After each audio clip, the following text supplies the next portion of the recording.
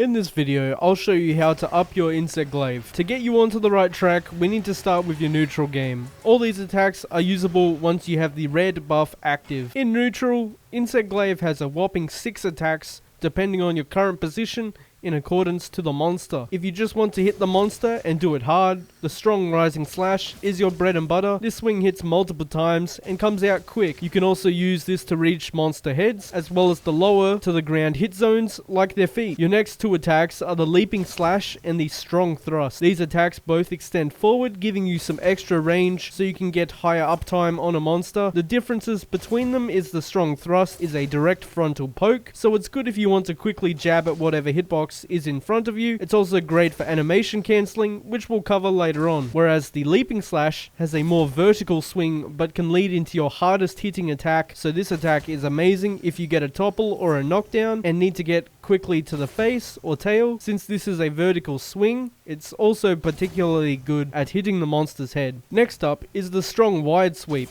This multi-hit is a fast wide sweep that's amazing at hitting the lower hit zones of a monster, as well as leading into some of your strongest attacks. And your last 2 attacks are of course your Kinsect Harvest Extract and your Aerial Kinsect Slash. You want to use either of these if you're well out of range to land a punish on a monster attack, with the Kinsect attack being the much safer option but doing less damage, and the Aerial Kinsect Slash being a much higher damage option but not remotely as safe to use. An honorable mention must be made here for the Advancing Round Slash. This attack acts as a long animation, grounded gap closer that has a counter window that sends you up into the air upon countering an attack. For the optimal combos, there are 4 that you should constantly be using throughout the hunt. The main one that you'll mainly use on down monsters is the strong rising slash, followed by Tetraseal combo into Kinsect Recall and repeat. This has the highest damage output of any of the combos and marks the point of the monster you hit, allowing your Kinsect to target that point every time. Generally speaking, this combo is used for elemental builds and raw/status builds, particularly on elements, and on raw if you don't have any wire bugs left. Speaking of wire bugs, your next highest combo is the Leaping Vault Silkbind, followed by 2 Kinsect Slashes to reach 3 aerial charges, and then spending them on a good hit zone with the Diving Wyvern. Alternatively, if you don't have the wire bugs or stamina and need to get to the ground quickly,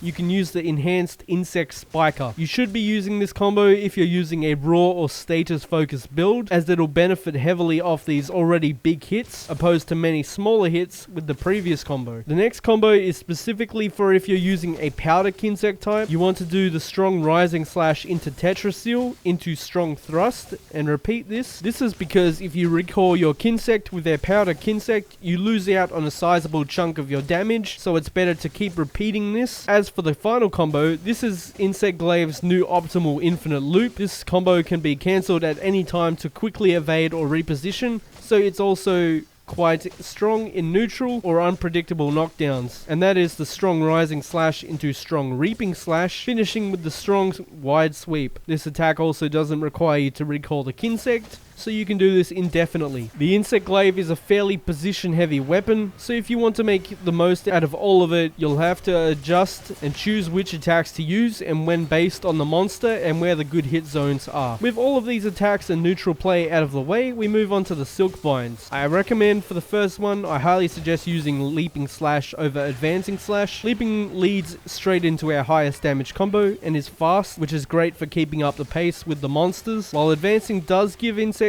Glaive a counter and a gap closer. We already have an amazing gap closer with our aerial attacks, which are much safer to use. Since the animation is super long on Advancing Slash, if you miss the counter, you'll be losing a lot of uptime. Down to the next one, I generally recommend Tetraseal combo over the Tornado Slash, but both have their uses for different things, so using both is good. For the Tetraseal Slash, it offers our highest damaging hit, as well as hitting very frequently, giving some extreme value to any elemental based builds and marking the monster, which is beneficial to most Kinsect types, while on the other hand, Tornado Slash is a quick pair of hits that propels you forward, dealing high damage and does not mark the monster. This gives you more control when collecting your buffs, as well as a much safer attack if the monsters you're fighting are particularly deadly, so swap between them. For the next switch skill, I personally recommend Kinsect Slash over Jumping Advancing Slash. Kinsect Slash is a condensed and concise hit at wherever you aim, allowing you to easily target monster points, as well as collecting buffs from the point you hit if you do not currently have the red buff. While the Jumping Advanced Slash is cool looking and flashy, it's a heavy toll on your sharpness, as well as incredibly unsafe to use as the animation goes for a while, but in saying that, both are plenty viable, so it's up to you. Next up, it's hard to fault the Diving Wyvern attack. This is the only way to spend your aerial charges. It's quite cheap to use on wire bugs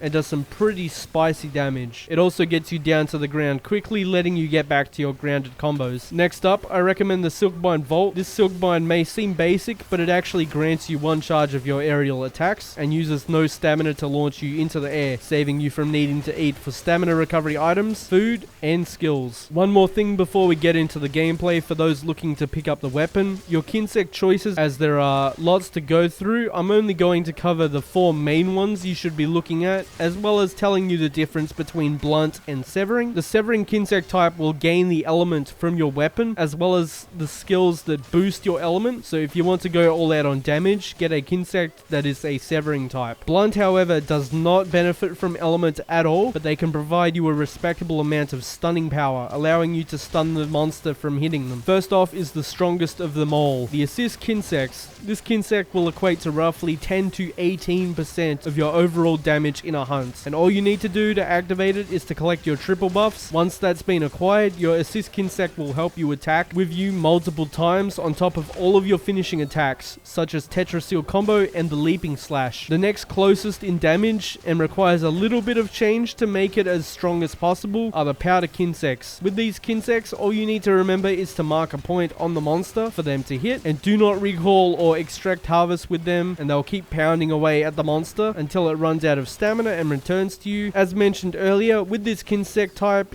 you use a different optimal combo. Next up are the Speed Kinsects. First, I'll cover the Charge Kinsect. This Kinsect is unique in the fact that you're supposed to send it out, let it stay there, and then when it powers up, launch it through the monster to deal damage with the Kinsect. Your best combo is still, sadly, the Tetraseal basic loop. Integrating the Kinsect into the loop results in less damage and is more difficult to pull off, so it's not worth it, sadly. As for the other Speed Kinsect, the Chain Kinsect is cool in that it's the opposite of the Charge Kinsect. With this one, you want to keep it on your arm as often as possible to let it charge up, and then send it off to bash a monster part 4 times before hovering until you call it. Once again, sadly, it is not worth integrating using the Kinsect into your Tetraseal loops, as it'll lower your damage and is harder to do. Okay, finally to the gameplay and recommended skills. With Insect Glaive, I personally like to merge grounded combos with aerial combat, so that's what you'll be seeing.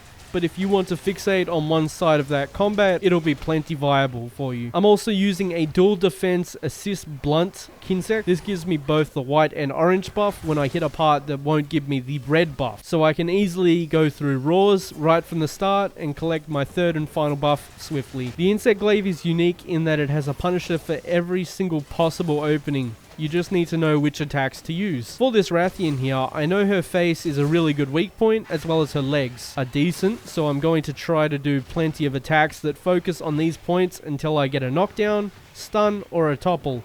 I can also get extra attacks in during flinches, so I'm on the lookout for them. Reminder that my Kinsect is a blunt type, so I can get a stun by hitting the face as well. During neutral play, I'll also try to use up my wire bugs for some aerial damage. Since I'm using a status set, it will do some really crispy damage if I can hit a good hit zone. But I'm not too worried if I can't land the final hits, as I just wanted to make use of my wire bugs. This playstyle should carry you through any monster very quickly once you figure out what attacks you can get in during what monster attacks. While I finish up this hunt here, I want to quickly mention some skills I recommend trying out with the Insect Glaive. First up, and this kind of goes for every weapon, Evade Extender level 1 will help you dodge and reposition out of attacks and sticky situations. Power Prolonger can help you out if you feel like your buffs are running out too quickly or find yourself collecting the buffs more than you are fighting. Powder Mantle is also an incredible skill for the Insect Glaive, as we can use our Kinsect to proc the blue explosion at a safe distance for massive damage. And that's it. That has been my how to up your Insect Glaive in Monster Hunter Sunbreak.